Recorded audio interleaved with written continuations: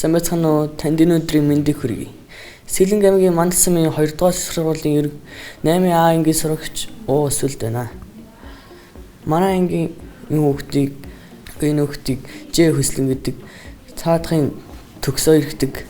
Манай багийнхан болохоор уламжлалт тан гэдэг бүтээл хийсэн. Энэ уламжлалт тан гэдгийг яагаад энэ уламжлалт тан гэх нэрийг сонгосон бэ гэвэл Super Science гэдэг тэмцээн маань нийгэмд болж байгаа асуудлын аливаа нэгэн зүйлийг сүндсэн байх хэрэгтэй гэсэн. Тийм ч учраас энэ уламжлалт тан гэдэг маань одоо нийгэмд болж байгаа асуудлын өвчлөлт гэдэг зүйлийг сүндж байгаа.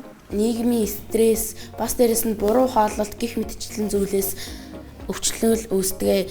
Өвчлөлүүд нь дотроо маш олон төрлөөдөг. Одоо илэгний хорт авдар, бөөрийн, ходоодны, уушигны цоорл гэх мэтчлэнгээр маш олон хорт авдрууд байдаг. Манай бүтээлийн зорилго нь болохоор одоо эми сангийн үнийн хөөрөгдлийг бууруулах.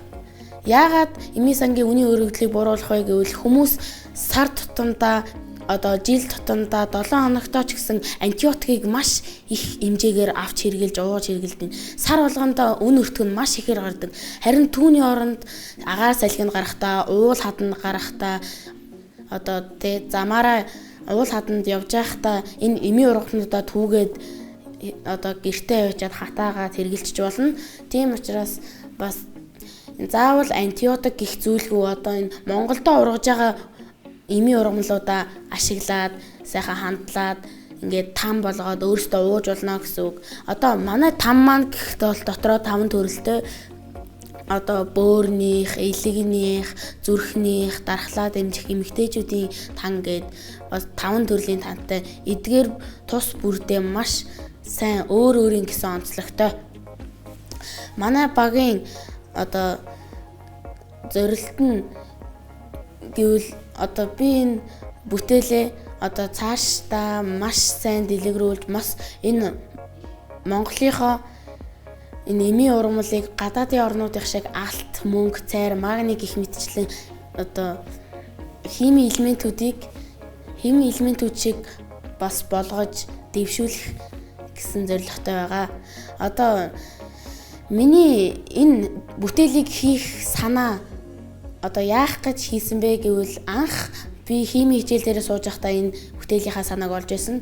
Түүнчлэн тэгээд манай өвөө эмээ антибиотикийн мөнгөө бас олж чадахгүй маш хэцүү нэ антибиотикоо тасалмааргүй байна гэх мэтчлэнгээр юм ярьж исэн. Тийм учраас би энэ антибиотикийн оронд яагаад энэ тангаа ууж болохгүй гэж, яагаад энэ Монголдо ургаж байгаа зүйлийг эдэлж хэрглэж болохгүй гэж тийм болохоор би энийг хийсэн юм аа. Үнийн өргөдөлтөө буулгаж одоо антибиотикт одоо маш их хэмжээний мөнгө зарахгүй. Бас дээрэс нь манай энэ маань антибиотик одоо ямар төрлийн бусад эмнүүчийг тийм химийн бодис агуулгадаагүй тийм гений өөрчлөлтгүйгээр яг цэвэр монголоор хүний яг гараас гарт дамжуулж өгөх тийм маш тийм чанартай бүтээгдэхүүн байгаа. Манай энэ илэгнийхийг бөөрийн цай маань болохоор бөөрийн чулуужил дайрлагах, тэгээ бөөрийн химийн үйл ажиллагааг дэмжих тийм цайгаа дархлаа дэмжих цай нь болохоор одоо хэд дархлаас уларсан ханиалгаад байгаа бага зэргийн хий ханиалгалттай үедээ уухад тохиромжтой. Эмэгтэйчүүдийн цай нь болохоор эмэгтэйчүүдийн савын шархлалт, тэгээд томролт, тэгээд төрсний дараах хүн уухад бол нин тохиромжтой байгаа.